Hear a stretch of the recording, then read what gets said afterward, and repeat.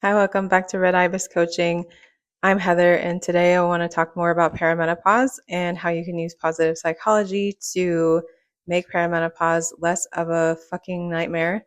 And I also just want to give you this caveat right at the top that positive psychology has done a really poor job of using positive psychology interventions for perimenopause, menopause, and postmenopause specifically. I just did a scholarly article search before I started this video and I couldn't find a goddamn thing, not even one scholarly article that's talking about using positive psychology interventions specifically for perimenopause and postmenopause. So we're gonna do something on our own. Forgive me, but I will be using a man's model. I'm going back to Tal Ben-Shahar's model. It's called the Anti-Fragile Spire model, SPIRE, which stands for spiritual, physical, intellectual, relational, and emotional well-being. And today we're starting with S, spiritual. If you are religious, cool. I'm not really going to talk about religion. If you're not religious, this might be more your cup of tea because I'm going to talk about spirituality from a not religious perspective. You can still apply this to your God of choice if that's what you're into. But in terms of the spirituality that I'm thinking about, it's zooming way out on humanity and thinking about all of the ancestors, all of the women who have come before you, who have also experienced perimenopause and eventually postmenopause, and how little support they had. They probably had each other, but depending on the era in which they lived, they would have had to be careful about what they talked about and who they talked about it with and who they talked about it around. But it's different now, right? Like even thinking about your mother's generation or your grandmother's generation. Sure, they talked about hot flashes, but did they really talk about anything else? Did they talk about vaginal dryness? Did they talk about low libido? Did they talk about heavier periods? Did they talk about brain fog? Did they talk about fatigue? Did they talk about musculoskeletal syndrome of menopause and perimenopause? Probably not. If they did, then you were around some really progressive women who had a lot of information available to them about how their bodies work. But even in this year of 2026, when I'm recording this video, we don't know shit about a lot of stuff that we should know about in terms of women's bodies. We're still performing medical procedures on women without anesthetic. So we've got a long way to fucking go. But in terms of spirituality, thinking about how your ancestors have also experienced this helps you come full circle, because when you started menstruation, people made a big fucking deal out of it, probably, whether it was in a positive way, a negative way, an embarrassing way, or for some of us, it was just like, oh shit, what the fuck is happening to me? But it did mark this new chapter in your life and a new relationship with your body. And on the other side of that, perimenopause is a gift in some ways because you have time to accept the fact that your body is changing. You have up to 10 years, if not more, to accept that your relationship to your body and the way your hormones operate is changing. And because we have this runway, because we have up to 10 years, we get to really have some clarity about how we want to think about the rest of our lives. And you're coming full circle. It is a rite of passage in another way.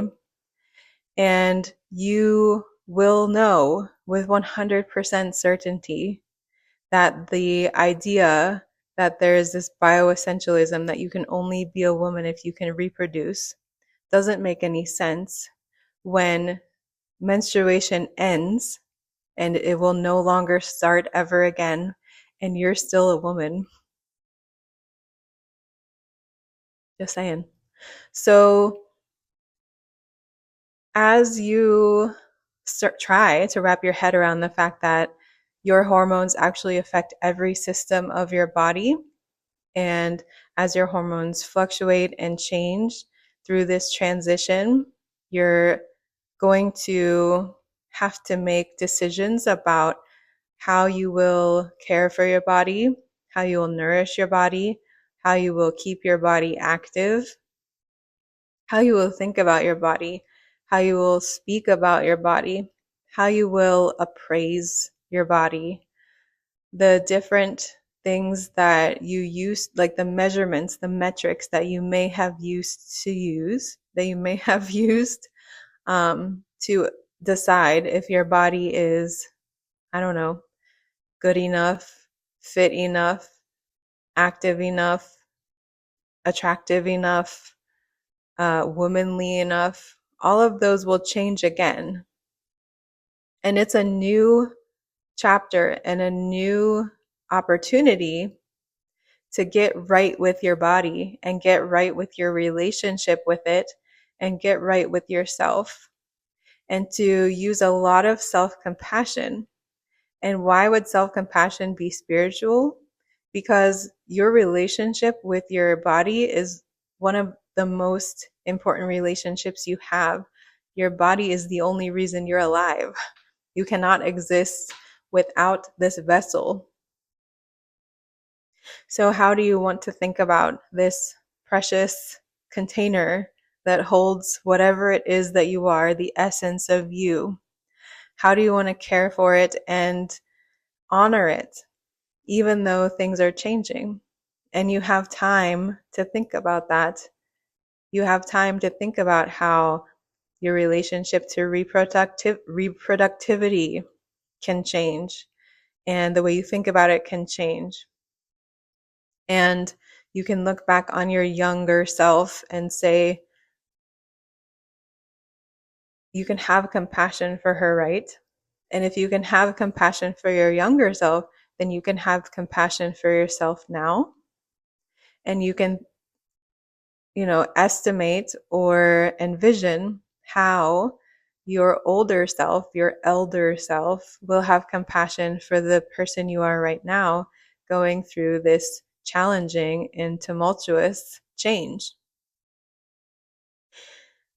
Because perimenopause can start as young as 32, we're not talking about this distant thing that's only happening to little old ladies with short white hair and spectacles, bifocals, who walk around with a cane.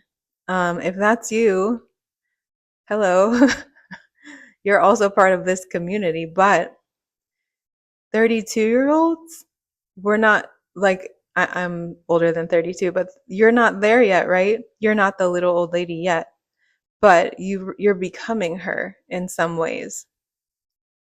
And you're setting up the experience that she will have based on the choices that you make today. So how do you want to honor yourself now? And how do you want to honor the little old lady who is going to become, who you're going to become?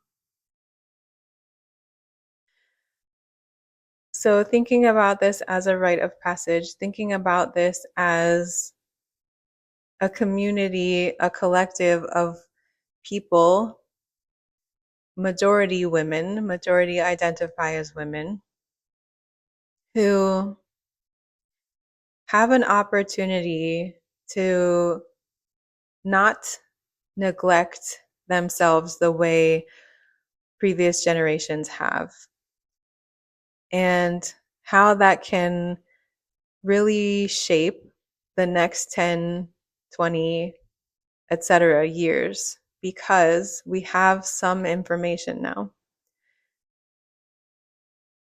And how do you want to think about this as a spiritual practice? Do you want to become, you know, the feral, feminine witch of the woods? Do you want to become a grandmotherly, matronly kind of elder? Do you want to be the weird, artsy elder? Do you want to be the gender ambiguous, hard to understand force of nature elder? You have the opportunity because it goes off road. We have a model and a blueprint and a map for how to embody youth. We don't have one for how to embody being old. So we get to make our own rules. How our body looks when we're old doesn't fit the way society wants bodies to look, but that doesn't mean shit because bodies become old. Everyone, if they're lucky, becomes old. So, how do you want to adjust your relationship with this body that will no longer fit conventional uh, and very narrow ideas of what it means to even have a woman's body? I think that it is a very powerful time. I don't think that it is something to be ashamed of. And I certainly don't necessarily believe that it should only be about grief and mourning for losing your youth. Because, like I said in a previous video, maybe, I don't know, there's a longer video that I recorded that I am not going to release because it's too long. Nobody watches past like 4 minutes. So if you're still here, you are one of very few. I don't remember. Losing your words is part of perimenopause. Well, whatever the thought was, it was probably a good one. You get to decide. You get to show up in a new way now. You're shedding your youth. Maybe you're shedding it very slowly, but you're understanding now. You're taking it in that eventually you will no longer appear young. You can still feel young. You can still think young, but you eventually will not appear young. And that is not a problem. The only problem is the narrow scope in which you are allowed to exist in society, but we will still exist in society regardless of how young we look. And what does it mean to be an elder? How do we want to be in community when we have the wisdom, when we have the life experience? Do we want to become mentors? Do we want to become caregivers of some kind? Or are we done caring about how much care we're giving? Are we done giving care? It depends on what you've been doing up to this point. Some people are just stepping into the possibility of caring in a more labor intensive way, and others are so done with caring in a labor intensive way. And both of those things are completely acceptable, and we will balance each other out. So there's no judgment here and no guilt needed. So that's all for today. Positive psychology, perimenopause, spirituality, are they connected? Who fucking knows? Nobody's researching it, but we are living it in real time. So we get to apply these ideas in novel ways. Thanks for watching.